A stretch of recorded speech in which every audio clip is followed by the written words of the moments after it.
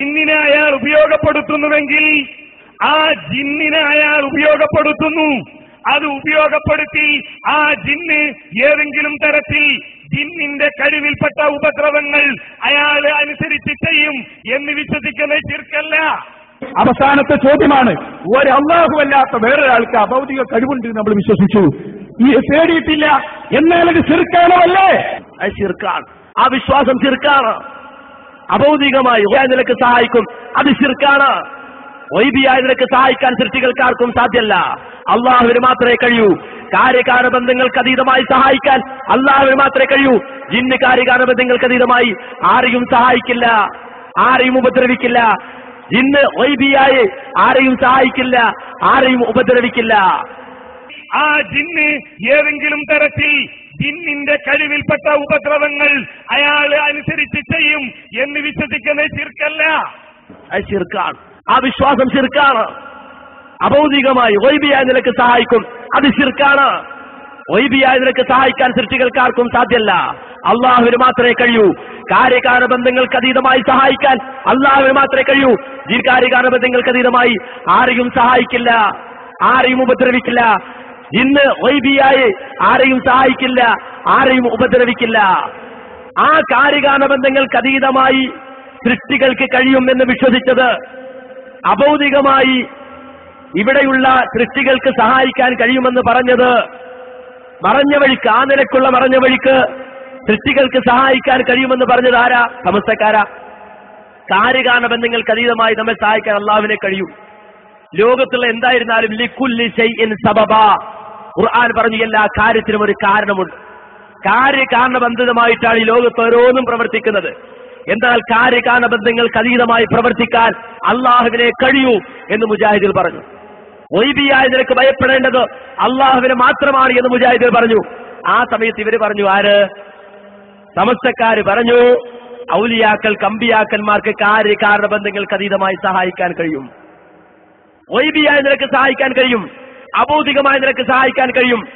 ആ അഭൗതികം കാര്യകാരണ ബന്ധങ്ങൾ എന്ന് ഔലിയാക്കളെ കുറിച്ചും ഇതര വസ്തുക്കളെ കുറിച്ചും അവർ ഉദ്ദേശിച്ച ആ കാര്യത്തെയാണ് മറഞ്ഞ വഴി എന്നതുകൊണ്ട് മുജാഹിദ് ഉദ്ദേശിച്ചത്.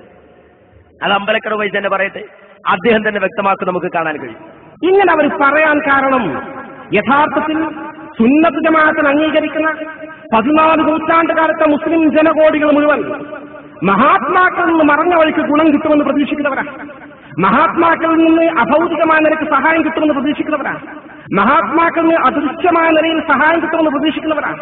മഹാത്മാക്കളിൽ നിന്ന് കാര്യകാരണ ബന്ധങ്ങൾക്ക് അതീതമായി ഗുണം കിട്ടുമെന്ന് പ്രതീക്ഷിക്കുന്നവരാണ്. കണ്ടോ, അവരുടെ വിശ്വാസമാണ് പറയുന്നത്. എന്താ പറഞ്ഞത്? മഹാത്മാക്കളിൽ നിന്ന് കാര്യകാരണ ബന്ധങ്ങൾക്ക് അതീതമായി സഹായം കിട്ടും, മഹാത്മാക്കളിൽ നിന്ന് അഭൗതികമായി സഹായം കിട്ടും, മഹാത്മാക്കളിൽ നിന്ന് മറഞ്ഞ വഴിക്ക് സഹായം കിട്ടും. അപ്പൊ മറഞ്ഞ വഴി എന്നതുകൊണ്ട് ഉദ്ദേശിച്ചത് എന്താ? കാര്യകാരണ ബന്ധങ്ങൾക്ക് അതീതം. കാര്യകാരണ ബന്ധങ്ങൾക്ക് അതീതമായി ജിന്നുകൾക്ക് സഹായിക്കാൻ കഴിയില്ല. വൈബിയായ നിലക്ക് ജിന്നുകൾക്ക് സഹായിക്കാനോ ഉപദ്രവിക്കാനോ കഴിയില്ല. ആ അർത്ഥത്തിലാണ് മറഞ്ഞ വഴി എന്നതുകൊണ്ട് ഉദ്ദേശിക്കുക, അല്ലാതെ കാണാത്ത വഴി എന്നല്ല. കാണാത്തത് പലതുണ്ടല്ലോ. ഒരു റൂമിലിരിക്കുമ്പോ അപ്പുറത്തെ റൂമിലിരിക്കുന്ന ആളെ കാണാൻ പറ്റൂല, അയക്ക് നമ്മൾ സഹായിക്കാൻ കഴിയൂലേ? ബാക്ടീരിയ കാണുന്നില്ല, വൈറസ് കാണുന്നില്ല, ഉപദ്രവിക്കാൻ കഴിയൂലേ? അപ്പോ മറഞ്ഞ വഴി എന്ന് പറഞ്ഞാൽ അതുകൊണ്ട് ഉദ്ദേശിച്ചത് വൈബിയായത്, അദൃശ്യമായത്, അഭൗതികമായത്, കാര്യകാരണ ബന്ധങ്ങൾക്ക് അതീതമായത്.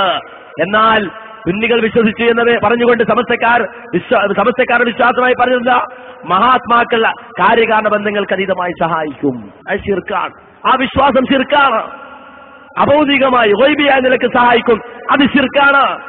വൈബിയായ നിലക്ക് സഹായിക്കാൻ സൃഷ്ടികൾക്കാർക്കും സാധ്യമല്ല. അള്ളാഹുവിന് മാത്രമേ കഴിയൂ. കാര്യകാരണ ബന്ധങ്ങൾക്ക് അതീതമായി സഹായിക്കാൻ അള്ളാഹുവിന് മാത്രമേ കഴിയൂ.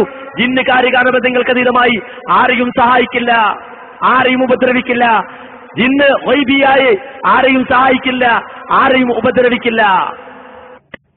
എന്നാൽ ജിന്നും മലക്കും എന്തല്ല, കാണുന്നില്ല എന്നുള്ളത് കൊണ്ട്, അള്ളാന്റെ സൃഷ്ടിയാണ് എന്നതുകൊണ്ട് അവ ഭൗതിക വസ്തുക്കളല്ല. അവ വൈബിൽപ്പെട്ടതാണ്, പൂർണ്ണമായും അദൃശ്യമായ അഭൗതികമായ വസ്തുക്കളിൽപ്പെട്ടതാണ് എന്നാണ് ഇന്ന് വരെ നമ്മൾ മനസ്സിലാക്കി വന്നിട്ടുള്ളത്. അവ വൈബിൽപ്പെട്ടതാണ്, പൂർണ്ണമായും അദൃശ്യമായ അഭൗതികമായ വസ്തുക്കളിൽപ്പെട്ടതാണ്. അഭൗതികമായ വസ്തുക്കളിൽപ്പെട്ടതാണ് എന്നാണ് ഇന്ന് വരെ നമ്മൾ മനസ്സിലാക്കി വന്നിട്ടുള്ളത്. ജിന്ന് എന്ത് ചെയ്താലും എന്ത് പ്രവർത്തിച്ചാലും അത് അഭൗതികല്ല, വൈബല്ല, കണ്ണിൽ കൊണ്ട് നമുക്ക് കാണാൻ കഴിയില്ല. അതൊക്കെ ഭൗതികമാണ്, ഭൗതികമായ പ്രവർത്തനങ്ങളാണ്. അതിന് തെളിവാണ് 3 പുസ്തകങ്ങൾ എത്ര കൊല്ലമായി മുജാഹിദുകൾ എഴുതിയിട്ട് ഭൗതികമായ പ്രവർത്തനങ്ങളാണ്.